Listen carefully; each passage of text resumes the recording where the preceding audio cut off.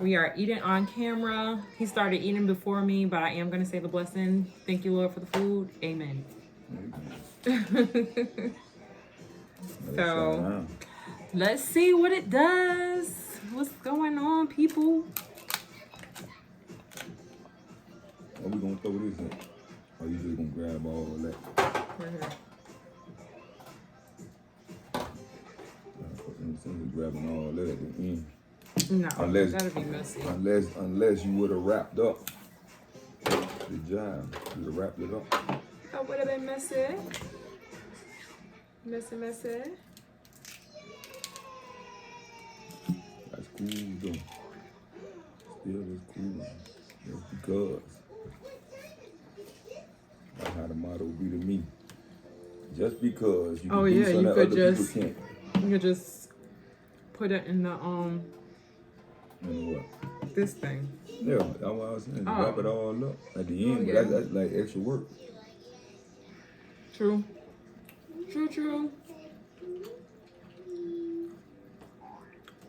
So we don't have any viewers just yet, but we are still filming for YouTube. So, hey. I brought my babes on tonight. Day, whatever time you're looking at this.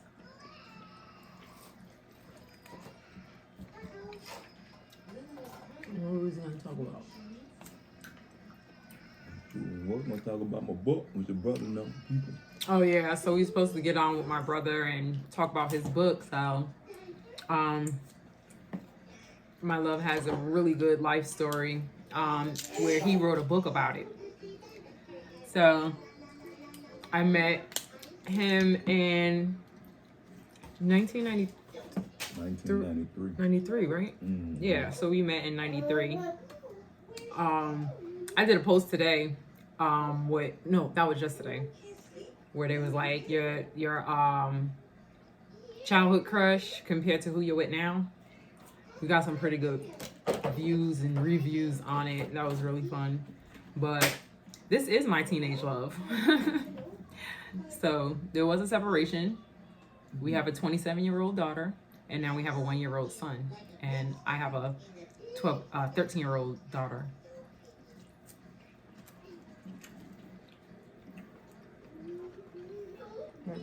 Mm-hmm. Hello. What it is. Wow. Love Dove. Hi, girl. What it is. Yes, we are. Here's my method man. Yeah, she's not going to talk, and now you making all that noise over there. What, little man? Yes. We're actually filming for my YouTube channel. And kind of talking about my first experience going live and my guy's book. He wrote a book. It's called The Universe Through My Eyes, THRU. Right? THRU. Yeah. The Universe Through My Eyes. So, and how we met in 1993.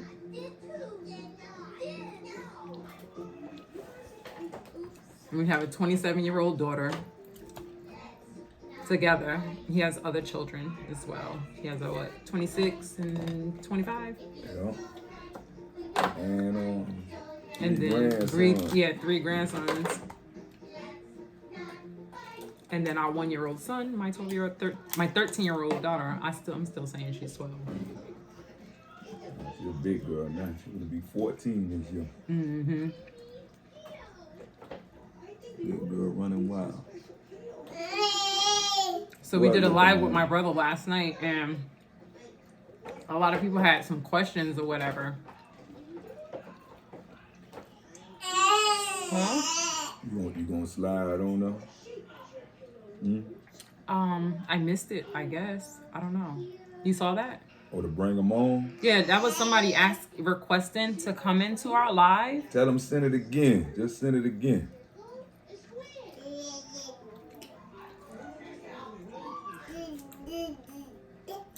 She said we look like kids. Damn, I wish, boy. Thank you. They be saying thank you very much, boy. They be saying the time machine, if it ever existed, I wish it exists right now. Yeah, with some old heads. Some old heads looking young. We're not that old though. We're old to my 13-year-old, but we're not that old. We started out real early with the kids. Yeah, I'm finna be on 46 this year.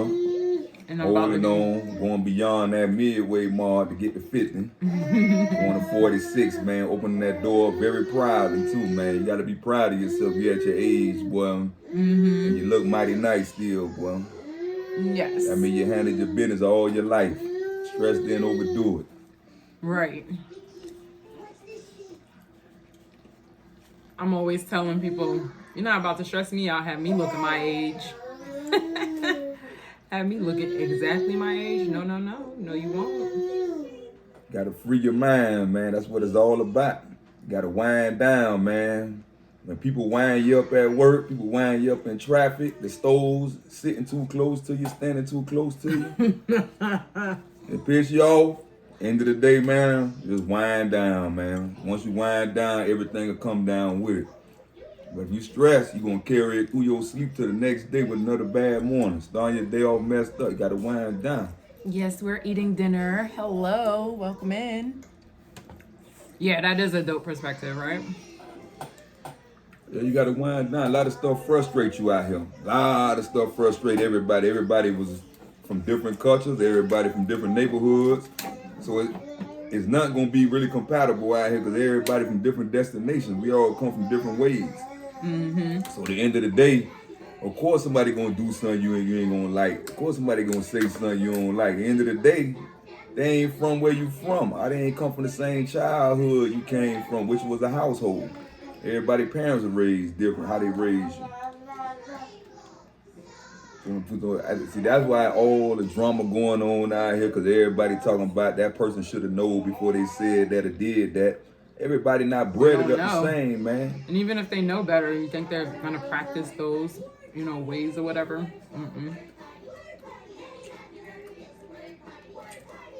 They got good, boy.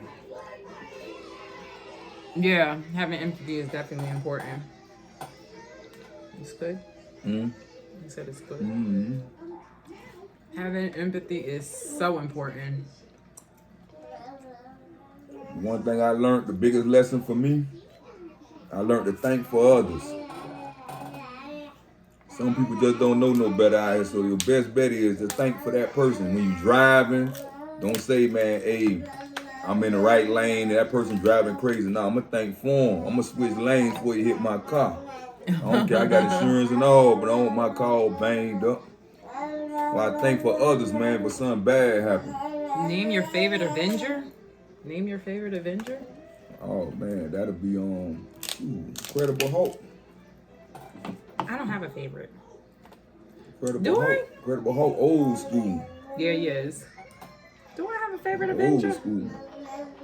And it's hard to kill Incredible Hulk. He's down it like Superman.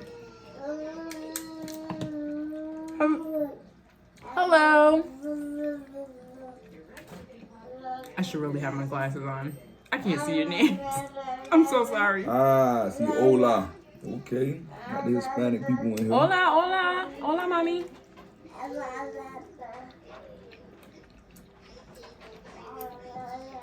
You can see that? You said that's smart. A little bit. I gotta move one of my eye. I'm telling you, man. Nearsighted one eye, farsighted the other. That's why the prison and graveyards filled up today, because everybody not thinking for others. They just reacting out here. Oh, you see, she said that's smart. Yeah, they just reacting out here. All these kids killing kids because they just reacting. Oh, he beat me up. I'm coming back to kill him. He talked to my girl to kill him. He got a different color on in my gang.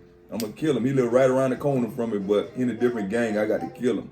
Got to thank for your others out here, man. This same trend gonna keep recycling with the youth, boy. Yeah. Gonna keep trickling down. How they say back in the day, the parents burying the kids now. The kids not burying the parents no more. That's sad. Boy, I don't want to bury none of my kids. I want them to bury me. You feel me?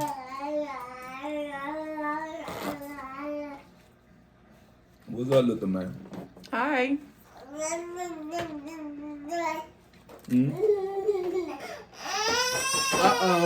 Uh-oh.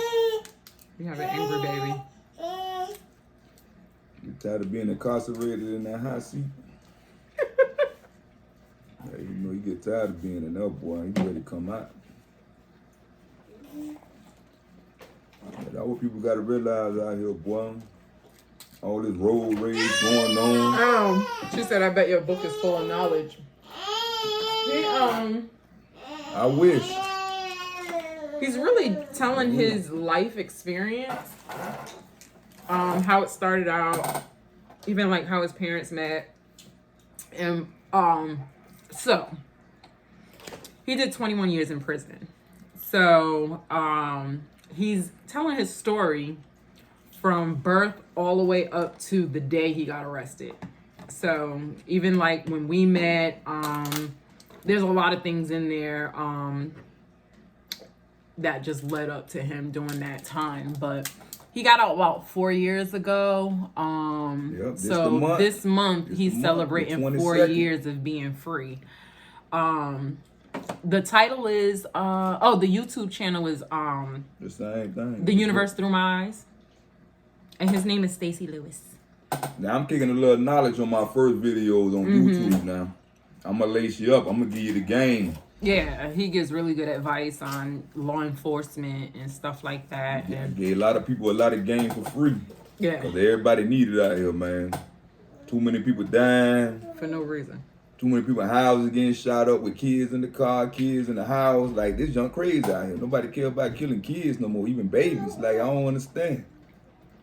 I don't get it, man. In the prison, I'm around all these dudes in prison for 21 years, from 1997 to 2018. Just watching young generation after generation. I watched 2 generations come through, and they all got murder charges. Murder charges are assault rifle charges, and they probably never going home again. And they think it's a joke. They think when the judge get them a life sentence, they really think the judge gonna feel sorry for them when they get old and let them go. They don't know. They game time sheet say 9999. How we got 2022? They game time sheet when they say good time every month. And they pass the officers pass it out. Them guys job, man, say 4 nines going across. No, they ain't never going home. And they gonna leave them in there. I tell them young dudes, you ain't gonna be young forever. By the time you wised up, you already trapped. The only thing you could do is pass off knowledge to the next young dudes coming to prison and advise them not to do the same thing. Because you got a life sentence, so you might well save everybody up under you. At the end of the day, I was saving people regardless. When I gave my time back 2008, I had 55 years. I gave my time back. I went to that law library. I fought hard. So at the end of the day, I had to learn a lot of things that I knew nothing about. I didn't even know that Black Law Dictionary is different terminology from reading a regular Webster dictionary. So those, the tricks and trades they pull on you, so you have to hire an attorney. That's why it's hard to represent yourself. So all these young dudes that's going in there, they don't got no money for no lawyers, facing these murder charges. They just like the dudes that killed young Dolph. They can't even hire a lawyer. They can't even hire a lawyer to represent them, and they facing some crazy charges. End of the day, spending all that money out here on all this Gucci, all this Fendi, and end of the day, they ain't saving their money up. Go to the county jail, you just another statistic, boy. Just like that, they gonna erase you. Yeah. I went in at 20 years old, came out turning 41. First offense. First offense, no record, no speeding tickets, no nothing. I'm just showing you how the system run. You feel me? That's how it run. You ain't got no attorney. They throw you to the wolves. They gonna give you a state paid attorney, not a public defender. For my kind of charge, you gonna get a state paid. State paid mean that it's a real law firm being hired by the state attorney office. So y'all run that through your head a little bit. These people work for the state attorney office. Even the public defenders work for the state attorney office. So these young guys don't even know all this. They just being juvenile detention centers, wilding. And the judge keep letting them go because they going to school. How their parents vouch for them. But once you hit 18, the game change. And they going to see that, boy. Going there to my judge, I'm young. I can't do no live sentence. They don't care nothing about your kids. Don't care. They going to look at that crime on that piece of paper, and that's how they going to treat you. What them charges say. Not who you is outside of that. What them charges say, that's all they focusing on. They finna make you disappear like a magic trick. See, he went to prison in Florida. I was in Rhode Island. That's where we met, in Rhode Island. And so they ended up having to come back and tell me how many years they gave him. I thought I was gonna pass out. And the only reason why I went to trial, because I thought the judicial system was really fair. I said, if I do lose, I said, what's the most they gonna give me? My first offense, I ain't got no record. Well, I thought wrong. Just like everybody else coming behind me, because I fell in 97, so these dudes that coming behind me, they fall in the new law criteria. Well, look at here, boy. They trying to give you everything. You ain't never going home. You got burglary charges. These young guys don't even know. They get carried to 30 years now. Yeah. You could break inside somebody's house and they ain't even home. And now you can face up to 30 years called occupied burglary. But nobody home, but long as somebody living at resident and his property in there, it's called occupied. Tell you, man, my son, I'm going to protect my son not to become part of this lifestyle out here at all. I really want him to be so square. He don't like rap music or nothing. I'm praying, boy. I know what's on the other side. Police getting all these young black men. You feel me? The black dudes don't get it. They really think the police won't kill them. And they seen it over and over again. The police still doing the same thing. They feel like I could talk to the police any kind of way. I could do this. They killing y'all. Regardless, we riding for you. We out there protesting. Yeah, we might get a lot of points across and all that. A couple of people might get convicted, but in our fire. But at the end of the day, though, can't replace nobody's son or daughter, man. That's irreplaceable. Your kids are everything. You feel me? I never want my kid to grow up in my situation. He ain't even gonna know about my situation that I went to prison. You feel me? I'm gonna let him see who the guy became. Even my grandson, he finna be 7 and 6 and 2. I tell all of them, man, listen, they ain't gonna know about my past. One of my oldest grandson finna be 7. He wanna be a police. He proud of it, and I'm proud with him. That's what change come in. People that really want to bring change. And I'd love to see my grandson in the future try to bring change and slow down this racism that's going on. You feel me? At the end of the day, blacks gonna be here, Hispanics gonna be here, Asians gonna be here, Indians gonna be here. You feel me? Caucasians gonna be here. So how many of y'all keep killing us, the prison? We still here. You feel me?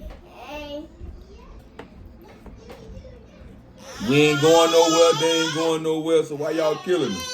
I don't even understand it. Right. What, little man? He was quiet right before we started this. As soon as we started, he's like, what? Where's my attention? Throwing stuff on the floor? Yeah, he done snap. What y'all doing? I don't understand. I'm telling you, man, you got to watch these youth out here, man. The kids, they unbalanced.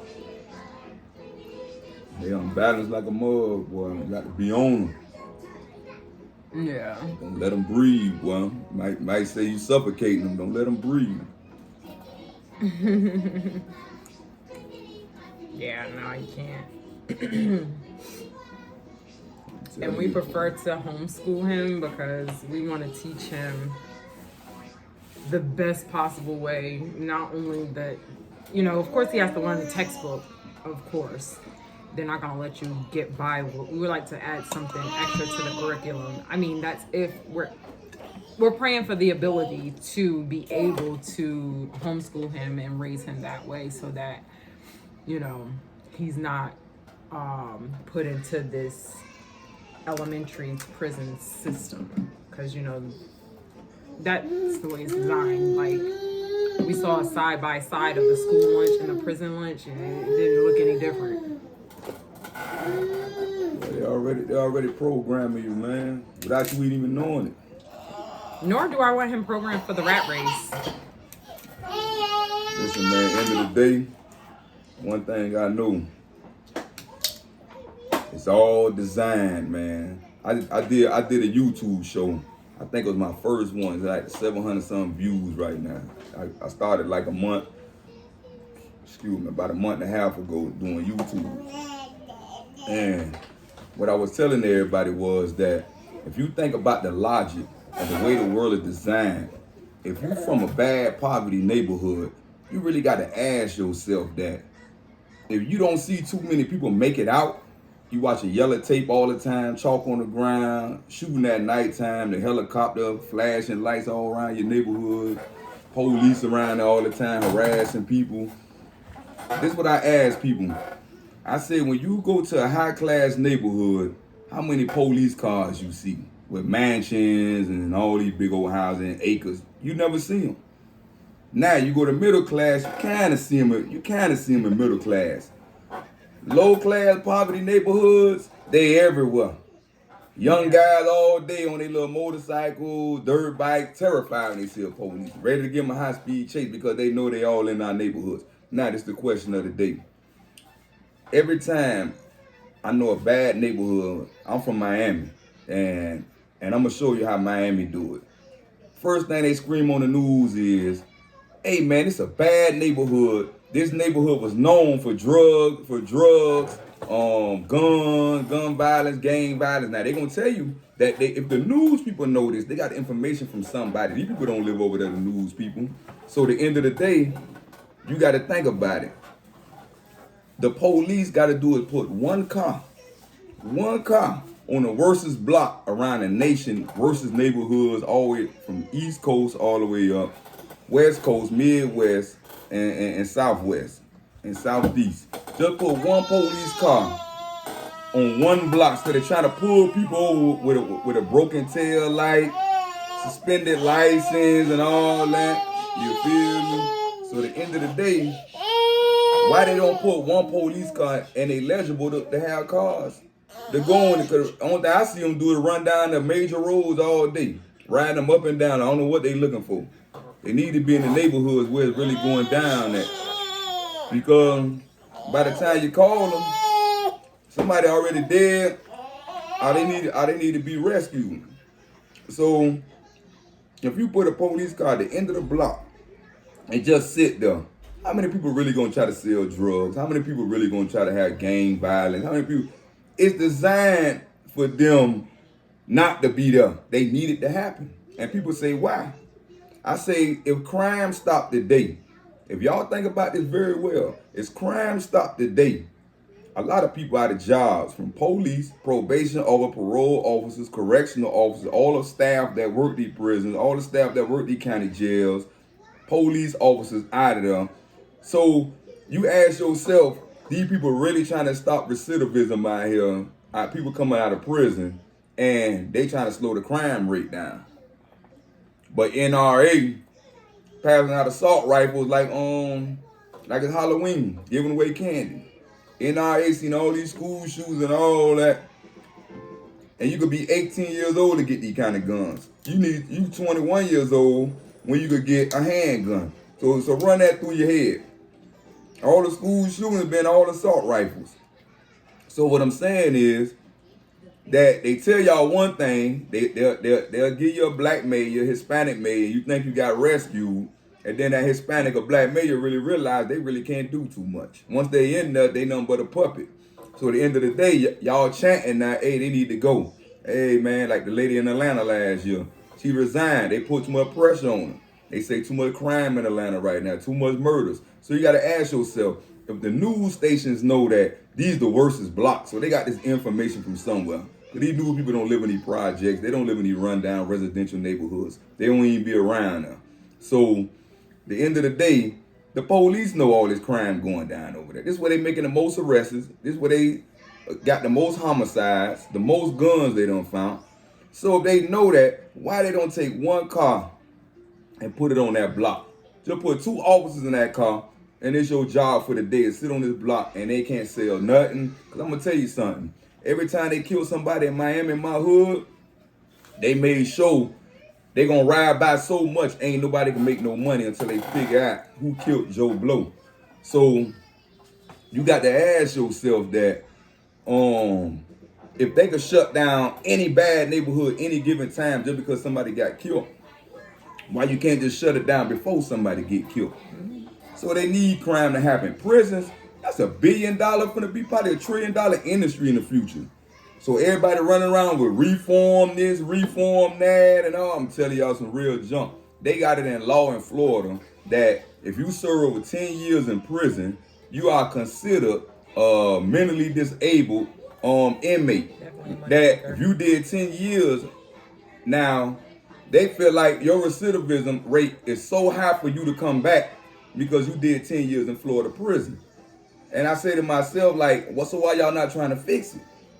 Why y'all not trying to stop people from coming back? You get in there, so many knives, cell phones, everything in there. Anything you can buy on the street in there. Guns in there. I dropped a YouTube on that too. They got guns in prison.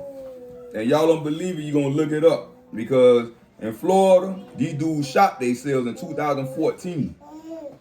Shot themselves for a lawsuit in Florida prison called Columbia CI. I did a YouTube on it. I was right by that prison when it happened.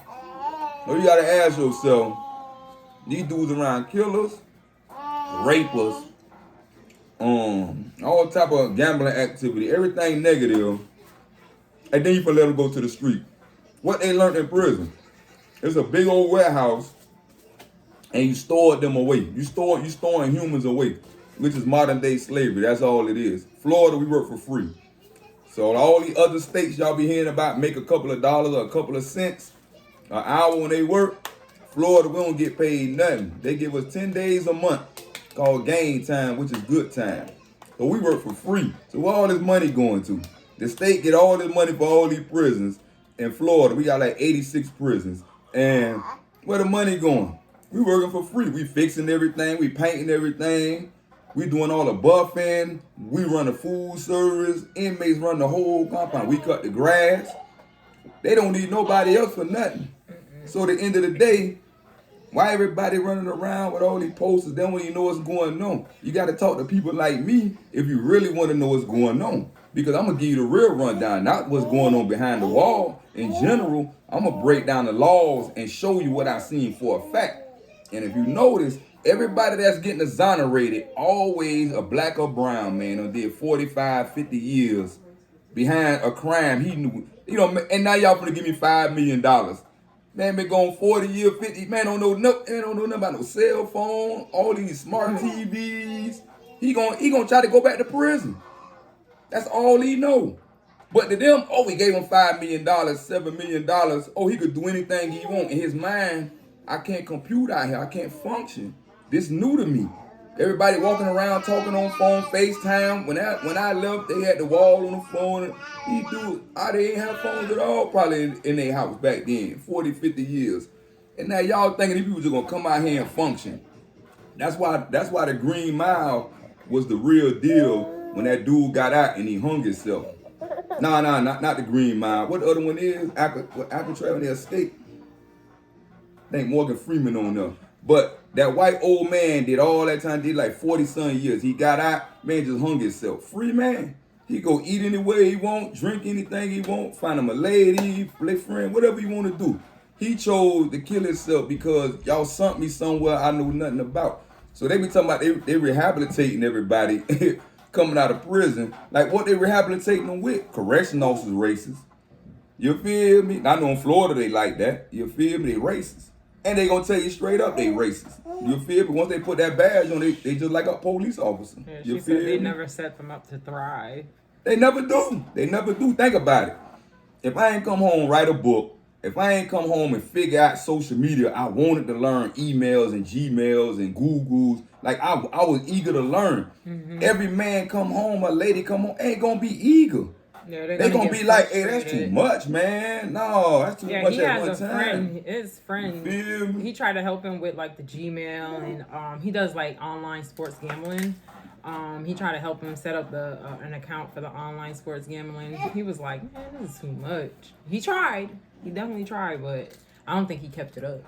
I don't think he kept it up. But he was really eager to learn. Like, he started YouTube back in 2018. He didn't continue it, but he started it back then. Like, I was talking about, oh yeah, do this, do that.